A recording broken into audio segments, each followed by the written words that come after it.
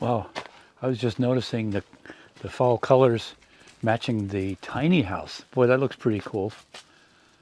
Speaking of cool, I just came from the eye doctor, so my eyes are all dilated. They did say I was going to live. So anyway, it'll take a few hours to come back to normal. So I was going to work on siding on the back. Just, I only have a couple hours today, and then I'll hit it tomorrow, get a little bit more done. I haven't had much chance to work on this. So a lot of comments on the shower location and what to do for that. And I think I've settled on trying to find a one-piece shower. I looked for RV or camper showers, but I couldn't find any online. You'd think they would sell them. What I did find, they were about the same price as a regular shower, so I'll probably go conventional. And I'll probably go 1.5 inch PVC drain. And I don't have much depth. I only have 1.5 inches on the floor, under the floor. So I'll just put a sharp 90 and just have it run out to the side, and then cap it off. And when we need to operate it, then it can go into a bucket or a container of some sort, or just onto the ground. It's just wash water.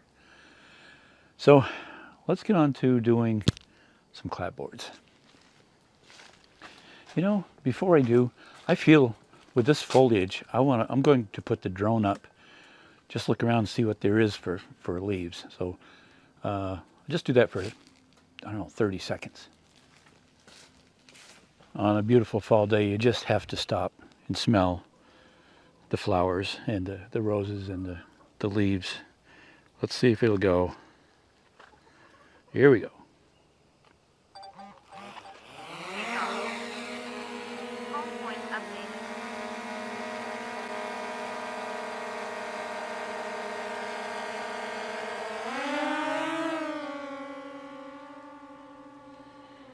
Oh, wow. Max altitude reached. Isn't that pretty? Wow.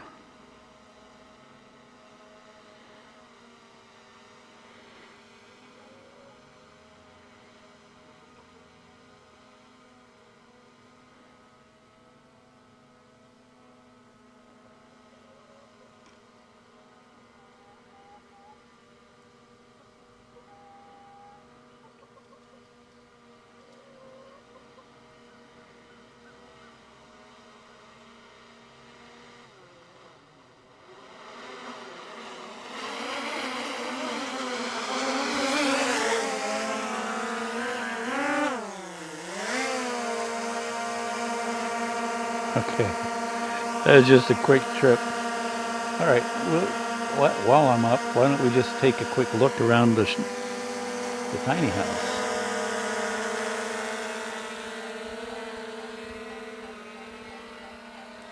Not much has happened. I've been among doing other things, I guess.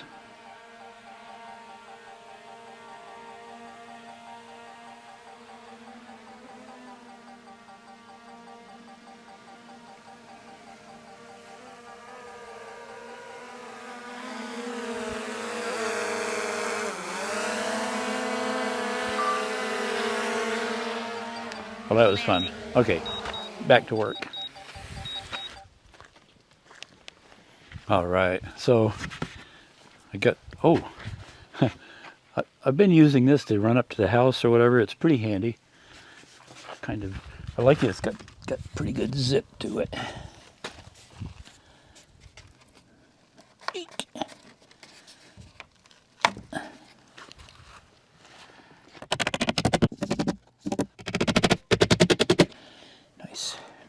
Nice. Hey, I gotta draw a line there.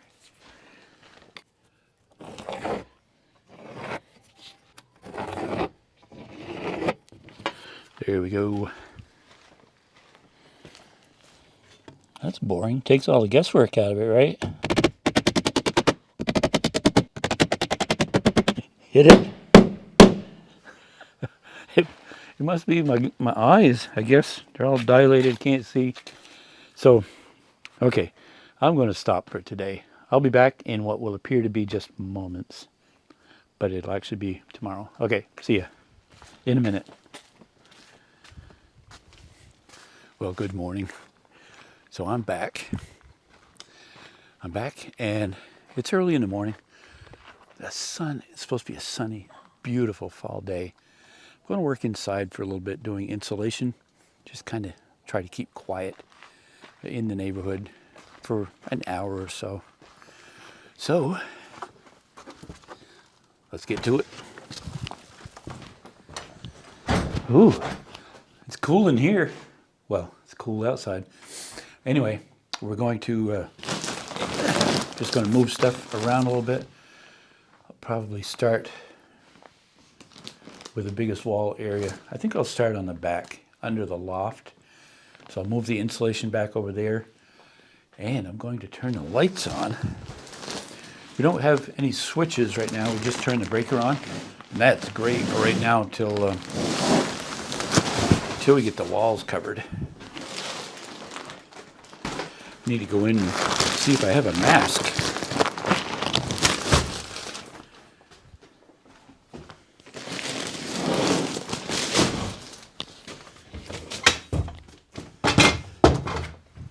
Well, I'll go get a mask and I'll go turn the lights on.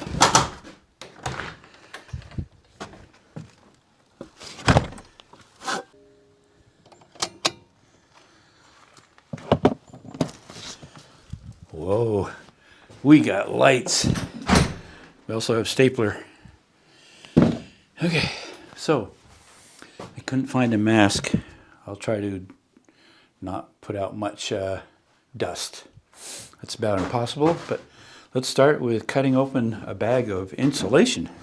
The nice thing about cold weather is your pores shrink up so it doesn't allow the fiberglass pieces in as easily. First one, here we go.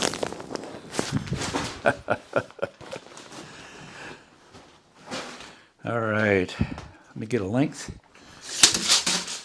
77 inches. Woof. Brand new sharp utility blade. Let me turn you around so you can see what we're doing.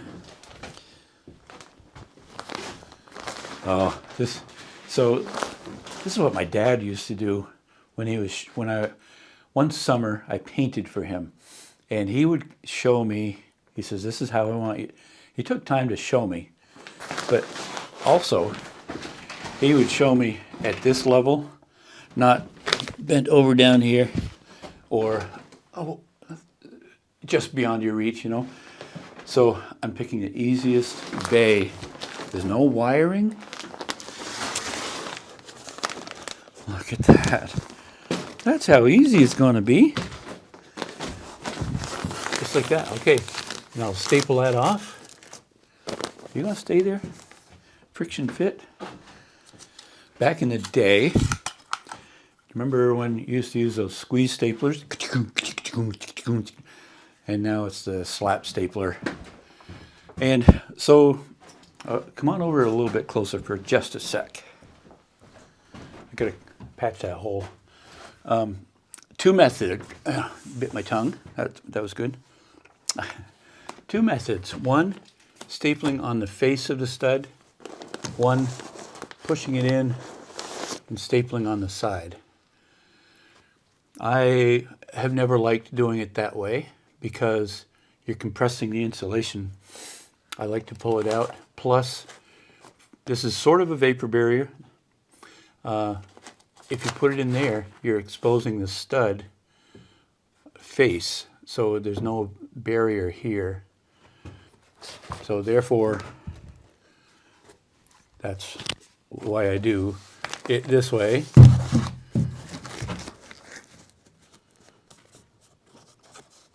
Wow, this is a big moment.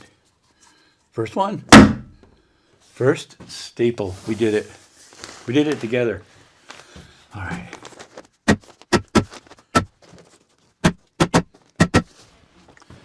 Here's a little trick. So I need to do a corner here. Get rid of that. And what I do typically, it's called a California corner. I don't know why. Maybe it originated out there on the left coast. And that, they still call it that, like the left coast, west coast, you know, play on words kind of thing. This by putting in a corner like this, it leaves it open so you can stuff insulation all the way in there. Where a lot of times people would put a stud like this, and it creates a void in there. Small detail, but it's, and I'm just using scrap pieces because it's not like a bearing area. Okay. Let's see. As you can tell, I already started some screws. There, that's good and solid. This one I'll leave down at the bottom. I'll cut a little filler piece for here. Because like my dad, this is a good spot to just do a nice little piece like that. Love you, Dad. He was a great guy.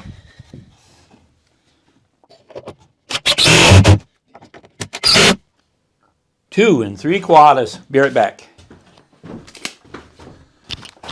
All right.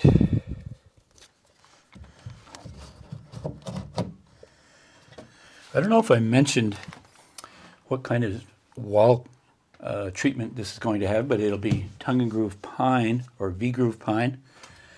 And we'll probably stain it something, some color. Good. There, now I can insulate that cavity. Oh, cavity, that's not good.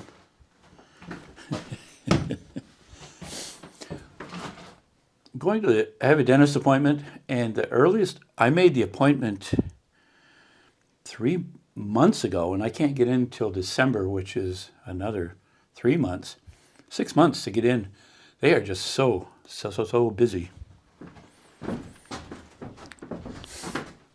Fortunately, it's just a cleaning and x-rays. I don't think it's anything too bad. All right, I cut this piece to length already. The width is not a full width, so I'm going to cut the part off in here that won't have the little overlap. Looks like 20 inches would do it. And, you know, I made sure I get it so that the writing will be right side up. Nobody likes upside down insulation, right? I mean, would it uninsulate?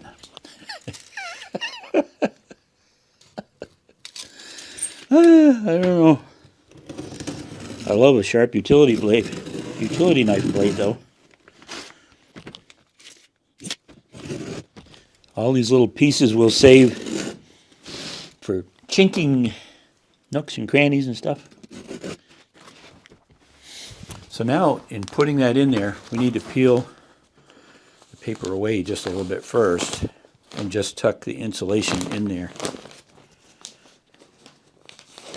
Plus it gives you something to staple to. Try not to be too active so I don't kick up a lot of fiberglass fibers. All right, so now we can tuck it right in there.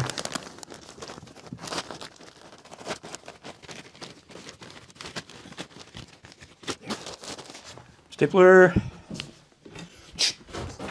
Yeah, that's right. I still got it. I still got the touch. I don't know what the touch is, but I got it.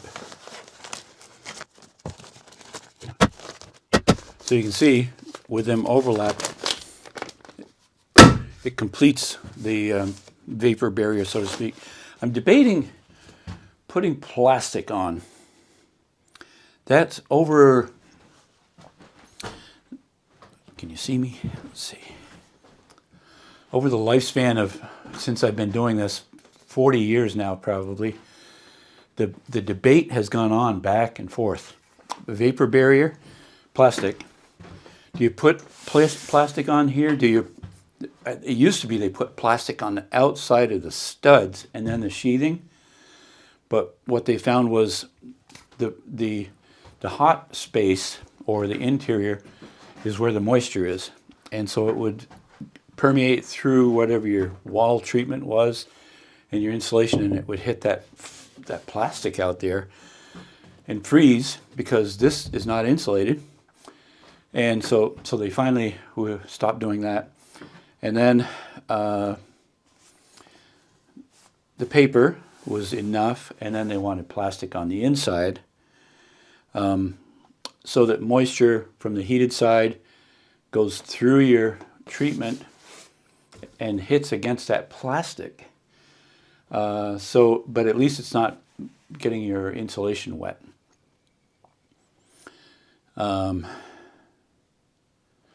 I may study up a little, read up on that a little bit, and I'll listen for your comments, what your thoughts are.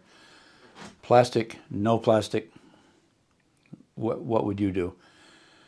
I'm a ways off from that, so I've got time to really think it through and make sure that it's kind of current, up-to-date kind of thing. Another thing, so this is R13 insulation. It does not meet building code like for a standard house. Tiny homes or seasonal homes, I started out calling it tiny lodge for a few reasons. For the electrical, which turns out I can do the electrical without a problem because it's under a different classification than residential or commercial building. And I've wired 30, 40 houses. So I kind of know how to do that. So that's not a problem. But this is not, being in Vermont, where we'll get 30 degrees below Fahrenheit. I don't know what that is in Celsius. It's cold. You can just crank up the heat, but it's not energy efficient. This will work great for 3 seasons out of the year. And the tiny house, it's designed, the intent is to be, not to be like a camper where you just hook up and you go everywhere. It's kind of designed, you hook up, take it to your setting, and it stays there. With an occasional move, but not regularly.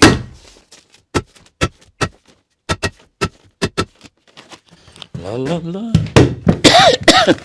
Was that the fiberglass cough? Make sure we get the insulation spread out well. So we're going to tuck this paper right in tight into that corner.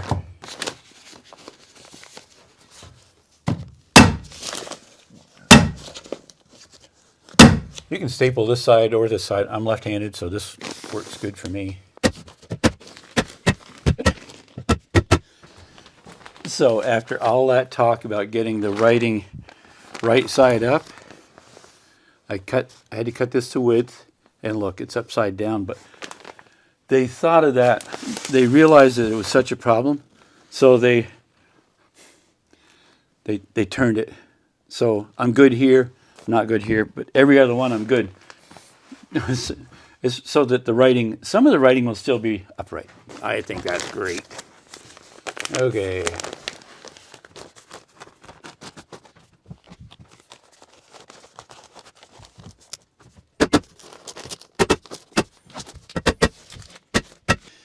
It's important with fiberglass to have the right thickness. I mean, you could have gotten 6-inch thick insulation, but then it would be compacted, and with fiberglass that apparently loses the effect of insulation by compacting it too much.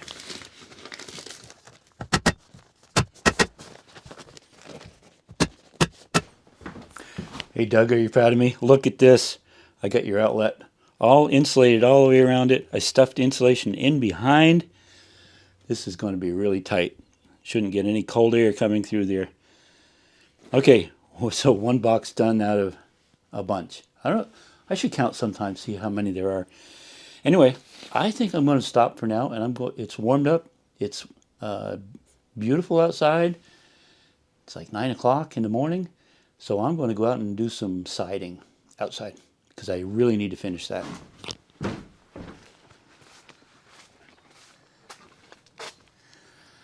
Hey, you know what? I'm going to take a short break and go get a cup of coffee. Oh man. So the Viribus FC1 e-bike, good for getting coffee.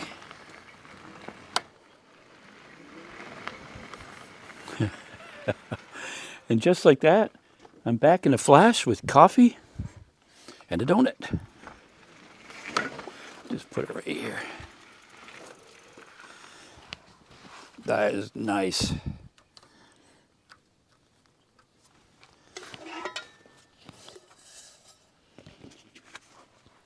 Hey, I would maybe just like to address some of you folk have mentioned me doing a lot of e-bike videos and things. It does help.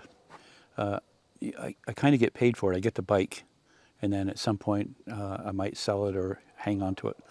I kind of really like this one, but just wanted to point that out. It's not that I'm just doing it for nothing. It kind of helps me put food on the table. So I know some of you don't like that, or at least one of you did. Rather rude, actually. So anyway, that's the way it is. I'm sorry, but I am going to keep doing it because I really enjoy. It's different. I really enjoy it. Not to sound negative. I want to sound positive. I think I need coffee and a donut. The donuts are from Cold Hollow Cider Mill, Stowe, Vermont. They're not paying me for this. I had to pay for this beautiful, it's an apple cider donut. Okay, a little break. 90 and 5/16. So I put my little helper nails, just tack them in. Good. And if you remember, I drew lines up where all the studs are.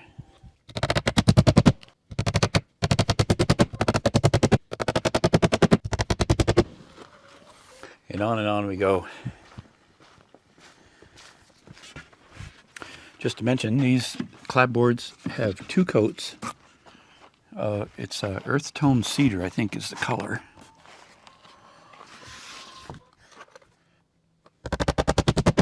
And they were spruce clapboards.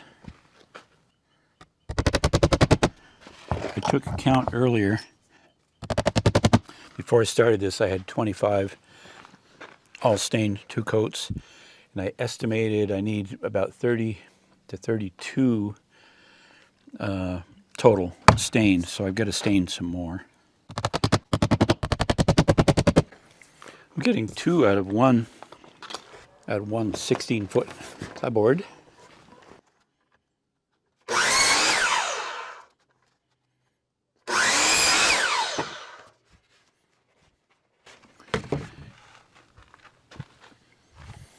Now, I don't know if I mentioned it, but I made up this block.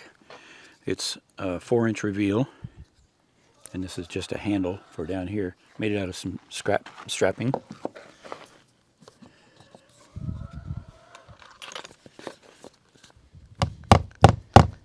If there was 2 of you, you could have 1 on each end. Just hold that up there. Currently, there's just 1 of me.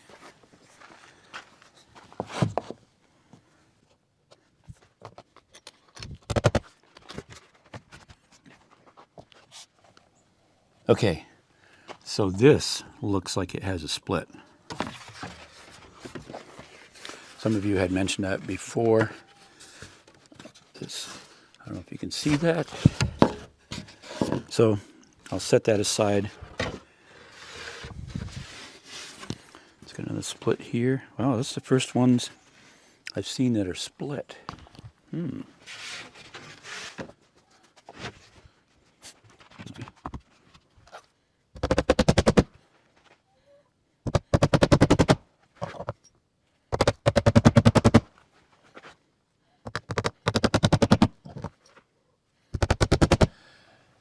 Well, they're fitting really, really well.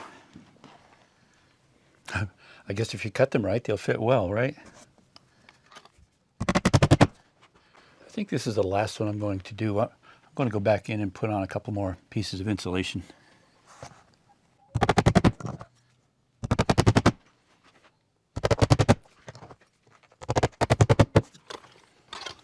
Let's go inside.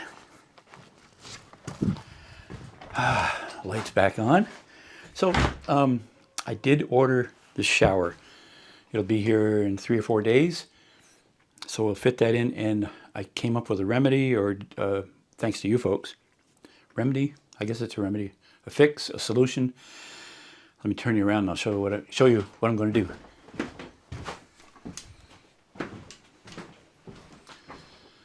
Oh, look at those colors. Oh, it's beautiful out. Okay.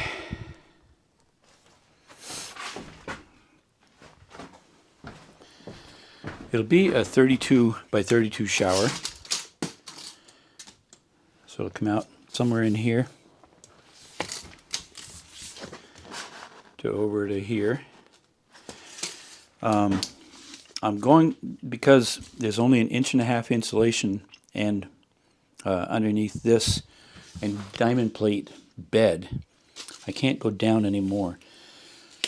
I considered building it up and putting a tank under there. Fortunately, you guys talked me out of it.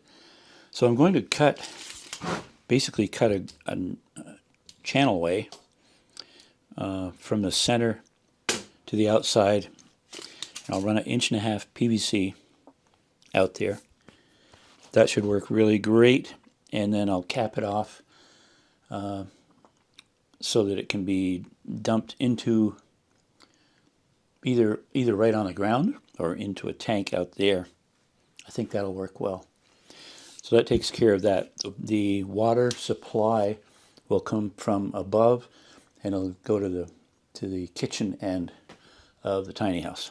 So that's the remedy. Okay, let's do another piece of insulation here. Do a little at a time, and pretty soon you're all done. So one more.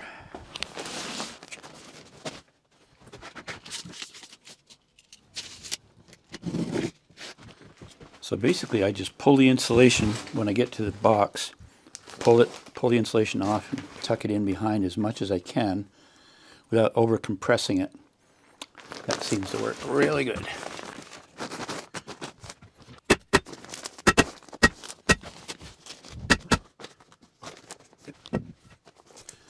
Doug, that'll be 2 fixtures. Oh, I counted the fixtures. There's 22 boxes, including the ceiling lights. 22.